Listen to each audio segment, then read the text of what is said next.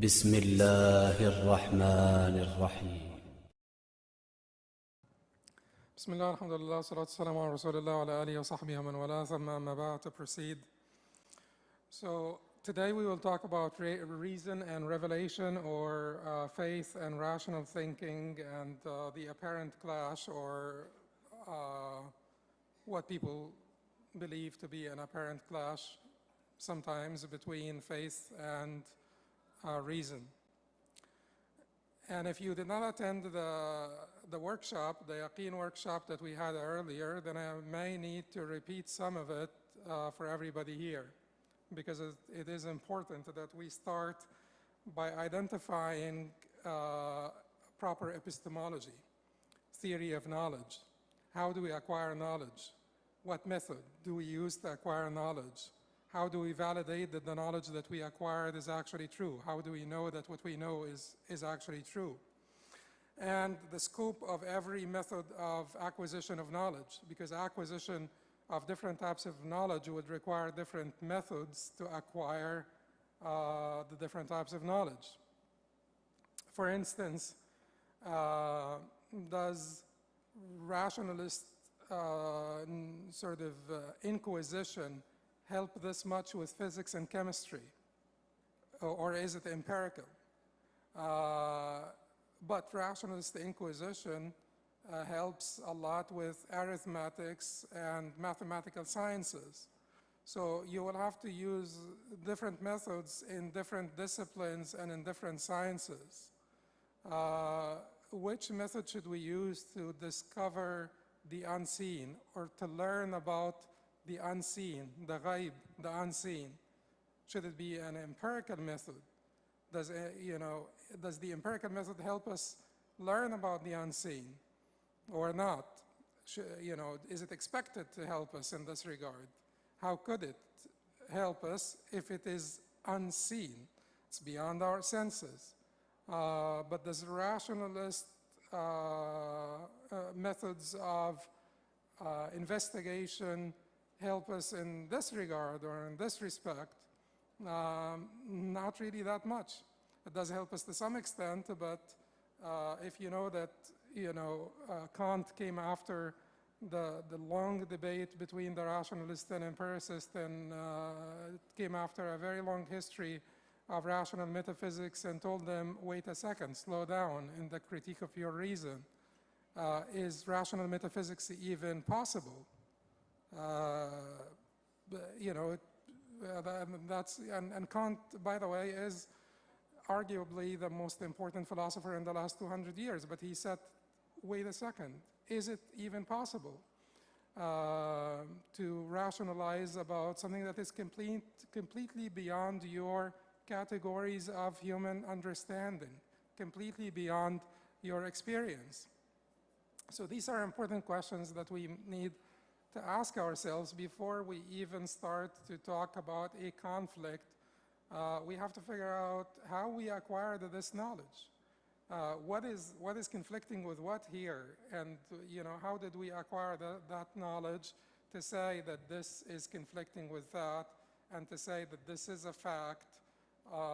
Because you do need to first ascertain that what you believe to be rational is actually in fact rational. It's not just your own sort of perception, or it is not merely your bias. So Allah subhanahu wa ta'ala tells us, that in epistemology is one of six divisions, it's one of six major divisions of philosophy. But epistemology examines the methods of acquiring knowledge, the validity of knowledge, the scope of knowledge, and so on. And Allah subhanahu wa ta'ala gives us one ayah in the Quran that summarizes all of this. But I'll not only quote this ayah, I will quote the ayah before it. And the ayah before it, and both ayat are in Surah Al-Nahl. First, the ayah says, وَلِلَّهِ غَيْبُ السَّمَاوَاتِ وَالْأَرْضِ وَمَا أَمْرُ السَّاعَةِ إِلَّا كَلَمْحِ الْبَصَرِ أَوْ هُوَ أَقْرَبُ إِنَّ اللَّهَ عَلَى كُلِّ شَيْءٍ قَدِيرٌ وَاللَّهُ أَخْرَجَكُم مِّن بُطُونِ أُمَّهَاتِكُمْ لَا تَعْلَمُونَ شَيْئًا وَجَعَلَ لَكُمُ السَّمْعَ وَالْأَبْصَارَ وَالْأَفْئِدَةَ لَعَلَّكُمْ تَشْكُرُونَ. So, وَلِلَّهِ غَيْبُ السَّمَاوَاتِ وَالْأَرْضِ. And keep attention to this. وَلِلَّهِ غَيْبُ السَّمَاوَاتِ وَالْأَرْضِ. To Allah belongs the unseen aspects, the knowledge of the unseen in the heavens and the earth. وَمَا أَمْرُ السَّاعَةِ إِلَّا كَلَمْحِ الْبَصَرِ أَوْ هُوَ أَقْرَبُ. And the command of the hour is like a glance of an eye, or even closer, or even nearer. إِنَّ اللَّهَ عَلَى كُلِّ شَيْءٍ قَدِيرٌ. Verily, Allah is capable over all things. And then, this is the verse, the one verse that summarizes Islamic epistemology. وَاللَّهُ أَخْرَجَكُم مِّن بُطُونِ أُمَّهَاتِكُمْ لَا تَعْلَمُونَ شَيْئًا. And Allah had brought you out of the wombs of your mothers, knowing nothing, out of the wombs of your mothers. وَجَعَلَ لَكُمُ السَّمْعَ وَالْأَبْصَارَ وَالْأَفْئِدَةَ لَعَلَّكُمْ تَشْكُرُونَ. And He provided you with hearing, eyesight, vision, and intellect, that you may show gratitude and that you may be grateful. We have gone over this in detail in the Yaqeen session, and probably I should not be repeating everything, because otherwise but it is really important that we understand the concepts, the epistemological concepts, before we address that conflict between faith and reason. So what Allah is saying here to the rationalists, those who believe in the tabula rasa, or the blank slate, that you're born without any knowledge and just like a blank slate, and to the empiricists, is that you don't need to dichotomize the matter. There is inborn knowledge, a priori knowledge, because Allah said, well, af'ida, intellect. He gave you intellects. These intellects have the potency, the power to infer, to generalize, to abstract from particulars, and so on. So it has that potency. It has inborn a priori knowledge, like the law of non-contradiction and the law of excluded middle. The whole is bigger than the part is smaller than the whole. All of this is inborn, does not need any empirical senses to discover it. But what Allah is saying also, He's not saying al-af'ida only. Before this, Allah said al-absar. Al-absar is in reference to your senses, your vision, to the empirical findings. Allah is saying that I gave you this. You came out not knowing anything, but I gave you those three tools. So that intellect, rationalist, these absar, the senses, empiricist, and before this he said sama. Usually that refers to reports that you receive, truthful reports that you receive. During the time of the Prophet ﷺ, they mainly depended on verbal communication, not written communication. So sama is how you learned by receiving different reports from people. And as we said in the first session, how do you guarantee that the reports that you are receiving are true? You guarantee this by different signs. Concurrence guarantees the truthfulness. So if like the example of China, if we're sitting here and different people come from different doors and they are unrelated, it is impossible that they have colluded with each other. Some of them are trustworthy. Your mom came from this door and told you it is raining outside. A friend that doesn't know your mom at all came from that door and told you that it is raining outside. And then like a few others came and said that they don't know each other, it's possible to have colluded, and they told you it's raining outside. Is it justifiable to believe that it is raining outside? Yes. That is how that's how human beings believed in the existence of China forever. They've never seen it, they never tasted it, they never smelled it, they never heard it. They heard reports about it, but they never heard China speaking to them, and so on. And it is not inborn. It's not like built into our intellects that China exists. So that's called truthful reports. How did we receive this revelation? Now we're coming to the conflict between reason and revelation. How did we receive the revelation? We receive the revelation, particularly the Quran, by concurrent transmission, the massive recurrent transmission by people who could have not colluded, particularly the Quran and the Sunnah al-Mutawatira, or the Mutawatir Sunnah, that is conveyed through mass recurrent transmission. So now the people that, the same example I'll use one more time, the people that were there with Sayyidina Musa alayhi salam when he split the Red Sea, if he were to tell them at that time that God tells you, or a little bit after, God tells you to slaughter a cow, should they believe him that actually he is conveying a message from God? Of course. They have seen him split the Red Sea before their eyes. The people who saw Prophet Isa alayhi salam, bring the dead to life, of course they should believe him. The people who saw Prophet Muhammad sallallahu alayhi wasallam, giving water from his hands to an army, to a whole army, should they believe him afterwards, after he gave them water from his hands to the whole army? Should this army then believe him? Of course, believe his report from the divine. Now, we have received the revelation from Allah subhanahu wa ta'ala, conveyed to us a major part of the revelation, which is the Quran and the Mutawatir Sunnah, has been conveyed to us through mass recurrent transmission. So we are very confident in the transmission. And going back to the time of the Prophet ﷺ, we're very confident of his prophethood. And we're very confident that this came from Allah subhanahu wa ta'ala. And if we are not confident, then don't talk to me about conflict until you have figured out why you believe in the revelation in the first place. That is the first thing that you need to do. Because if your belief in the revelation is sort of not solid, then any apparent conflict will further shake it, because it is already shaky. So that is not the proper way of going about this matter. You need to first figure out, and if this to ground yourself in your your own epistemology, you need to figure first out why is it that you are Muslim, and you need to invest into this, invest time, invest effort to figure out and to be comfortable and to be confident. Now, if you have irresistible knowledge or irresistible conviction, and I'm not telling you to unwind this so that you could start from scratch. No one in his right mind would do this. No one is in his right mind would trade certainty for doubt. Don't unwind it. If you have, through spiritual labor and through spiritual experience, came to a point of deep conviction, don't undo it so that you build from scratch. That is a silly idea.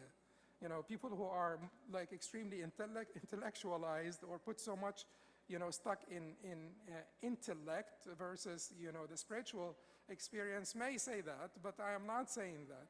But I am saying that if you are not confident, if you have doubts, don't address individual sort of points of conflict between faith and revelation, between faith and reason. Go back and figure out if this is true and if your being Muslim is actually grounded in certainty.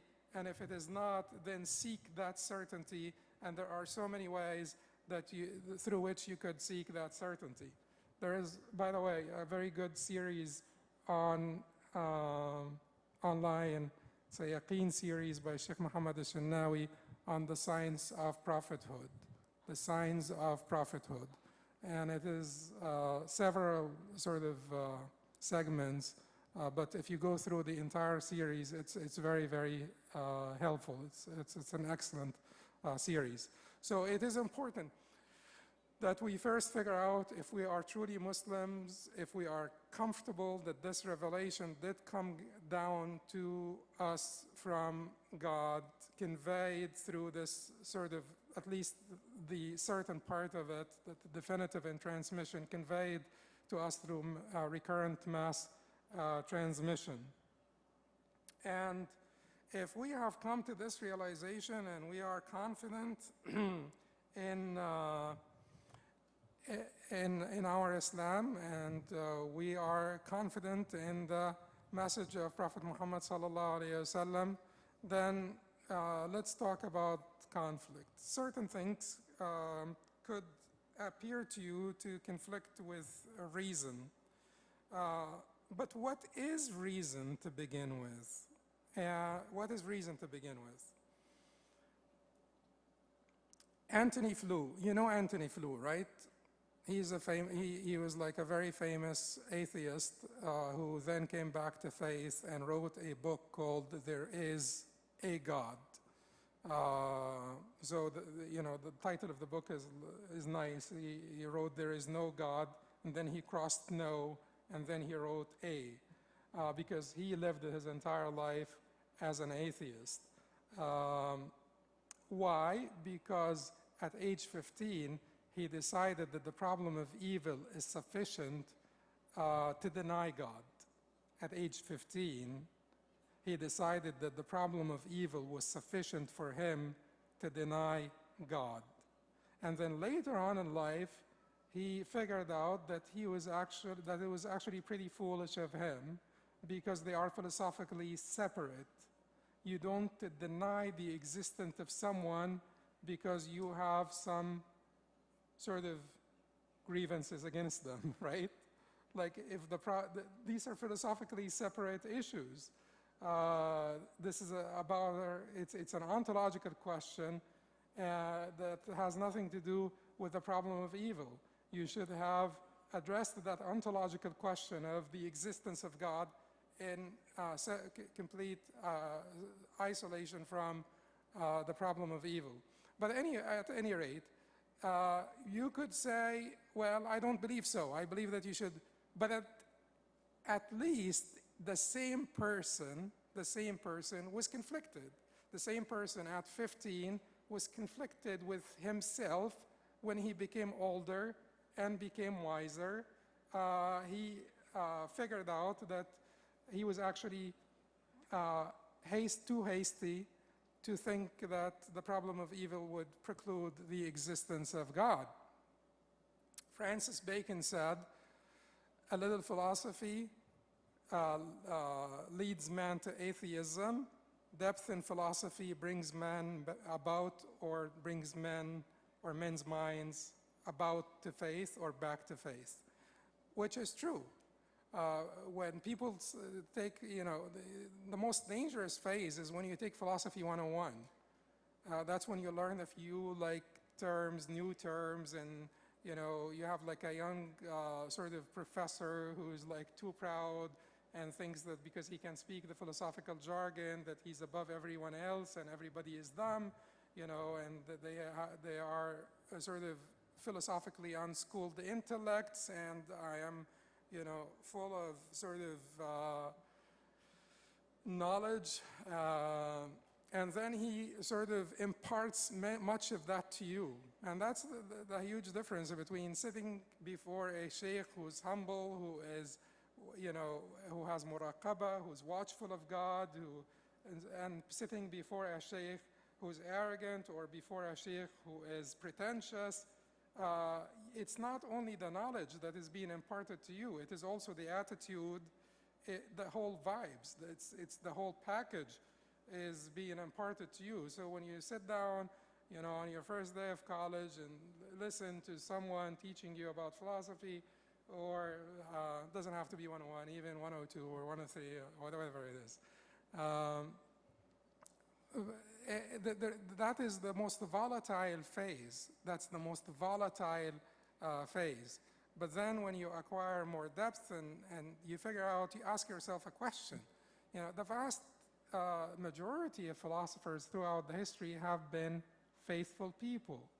If you statistically, and philosophers, it doesn't mean that, of course, لم يكن كلامهم مرضيا في الإلهيات. Of course, when they spoke about divinities, they were not particularly most guided. But at least they did recognize that there is a God, you know, from the time of the pre-Socratic philosophers through the entire history of philosophy. The majority of philosophers did believe in God,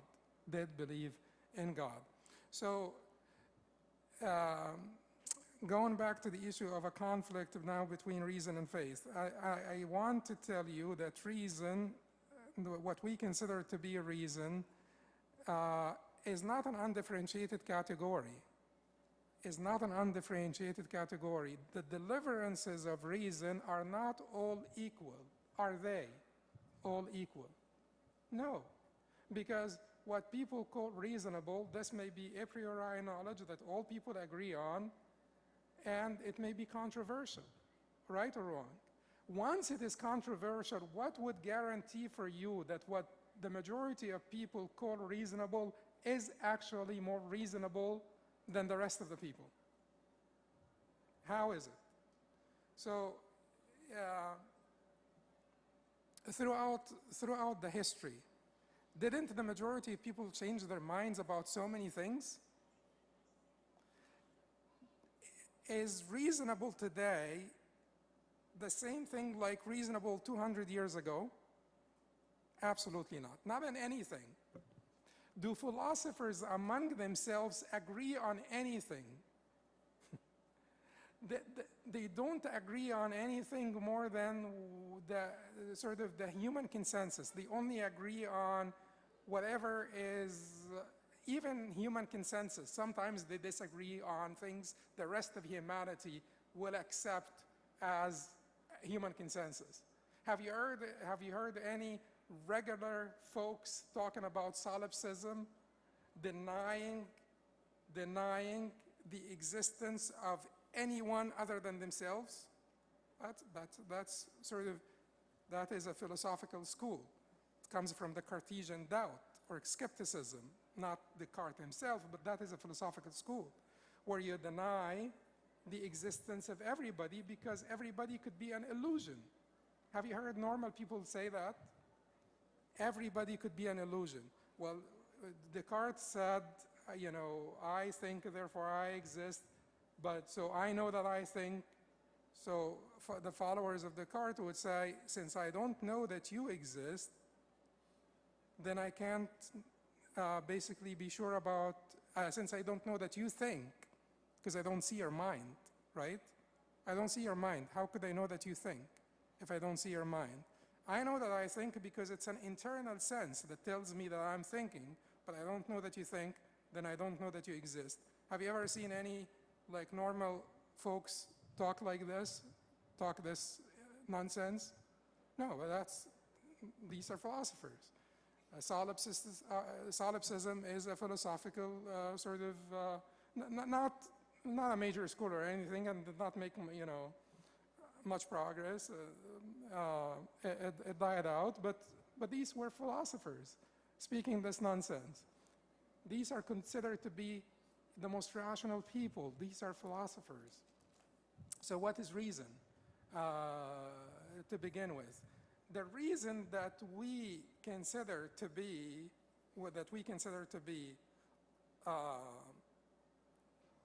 certain, conclusive, definitive, is the reason that humanity will agree on. Human concurrence, tawatur, among the human race. The whole is bigger than the part is smaller than the whole. If someone denies this, you think that they have a problem. So the law of non-contradiction, one thing cannot be moving and still at the same time in the same respect. You know, it has to be either moving or still. And in the same respect, at the same time, cannot be both moving and still, right? That's called the law of non-contradiction. الضدان لا يجتمعان وقد يرتفعان. And then there is the law of excluded middle, which is the النقيضان لا يجتمعان ولا يرتفعان. This reason, this type of reason, we never tell you to defy it. this type of badihi reason, a priori knowledge, sort of inborn knowledge that enjoys human concurrence, no one will tell you to defy in favor of the revelation. Also, your empirical findings, that is the deliverances of your senses, no one will tell you to defy in favor of the revelation. In fact, we do agree that the conclusive indicance of the revelation and the conclusive indicance of reason and the conclusive indicance of the senses, because Allah gave you those senses to recognize Him. Allah gave you this inborn knowledge to recognize Him. So you have a divine guarantee that the senses should not deceive you, and that your inborn knowledge should not deceive you, and that the revelation should not deceive you. There is no way that there will be an irresolvable conflict between the revelation, the conclusive part of the revelation. And when we mean the conclusive part of the revelation, because keep in mind, this idea of dividing knowledge into conclusive and conjectural, or conclusive and speculative, is very important. Because when we talk about conflict between reason and revelation, which part of revelation and which part of reason is an important question to ask ourselves. When you talk about conflict between reason and revelation, is revelation one undifferentiated category? No. Is reason one undifferentiated category? No. Then you need to ask yourself, what are you talking about? Which of the deliverances of reason or revelation? So we understand, for instance, that when it comes to the revelation, in order for something to be conclusive, qat'i, it has to be certain in transmission, and it has to be certain in implication. It should be clear, like the sun in the middle of a summer day, in implication, and its transmission has to be definitive as well. So that's the part of the revelation that we call conclusive. Whatever we call conclusive when it comes to reason is what we did already talk about. Not basically what the majority or the elites or the graduates of a particular philosophical school tells you this is reasonable, not reasonable, rational, not rational.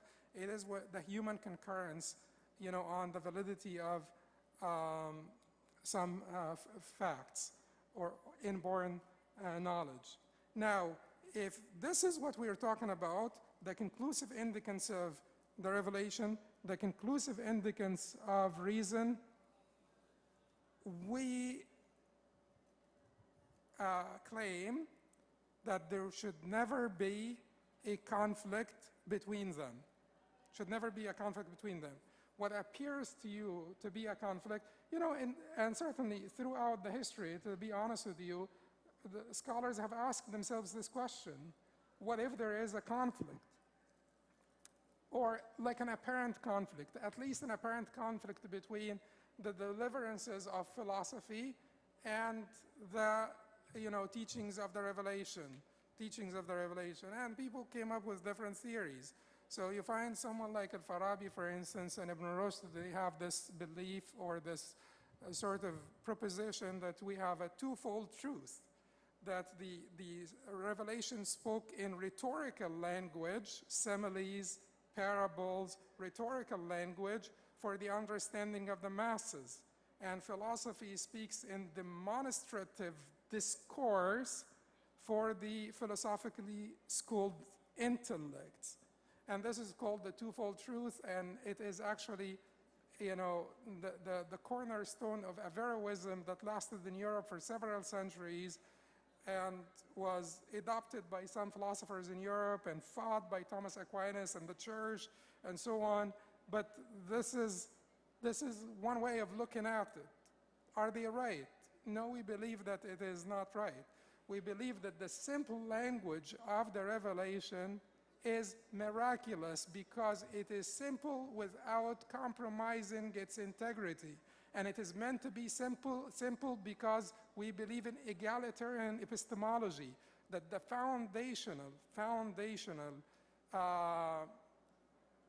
knowledge about God, the hereafter, this life, the basics of morality, this foundation of knowledge should enjoy an equal opportunity access, sort of like an equal opportunity to all people, whether they are the elites or the masses, the laity or the scholars, and so on and so forth, the foundational concepts. Therefore, it is miraculous of the revelation to speak in a language that is accessible and perfect at the same time, that will deliver all the meanings that need to be delivered without the jargon of philosophers, right?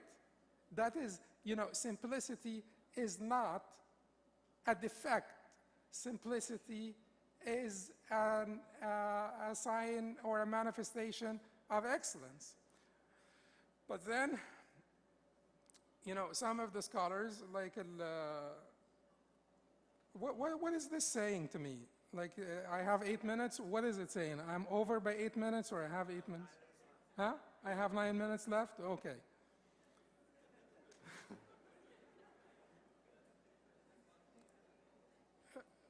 Okay, so you have something called the Qanun al-Kulli. This discussion has been an ongoing discussion, and the beauty of this religion is that we don't have a pope. So we don't have someone to say, this is what you guys all have to believe. Isn't this beautiful? It is beautiful, because if we believe in the finality of the prophethood of Prophet Muhammad sallallahu alaihi wasallam, then we should not have a pope, right?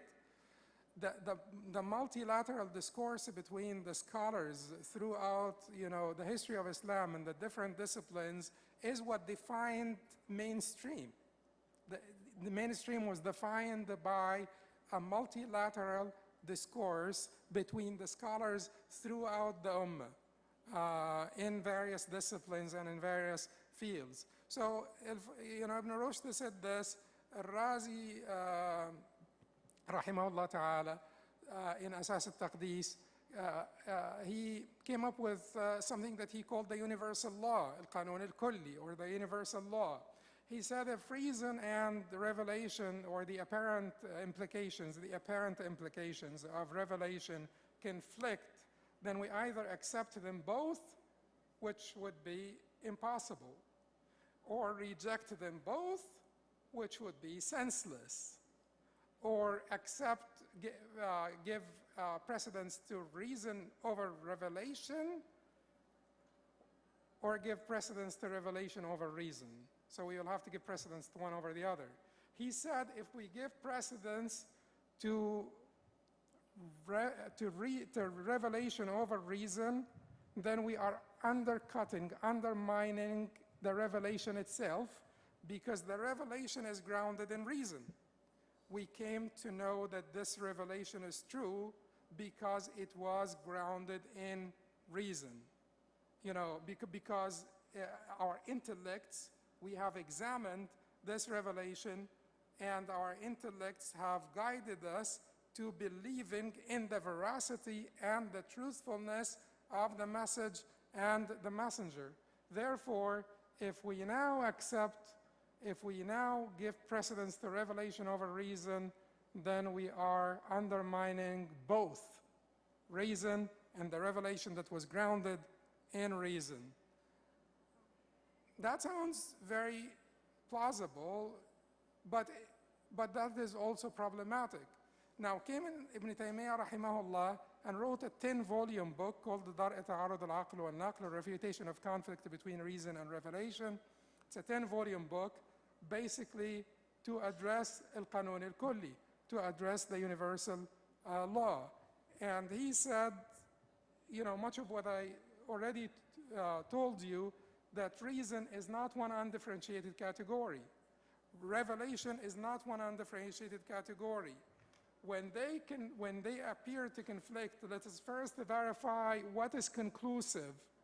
If we have a conclusive indicant of reason and a speculative indicant of the revelation, give priority to the conclusive indicant of reason over the speculative proof of the revelation. If we have a conclusive proof of the revelation and a speculative, and keep in mind, he also makes it very hard for you to have a conclusive proof of reason, because we said that much of what we believe is reason, or the certain deliverances of reason, are speculative, not certain. They are certain when they enjoy human concurrence. Okay, he said if you have a conclusive proof from the revelation and a speculative one from reason, give precedence to the conclusive proof of the revelation. So the binary here is not reason and revelation. The binary here is what? Conclusive versus speculative.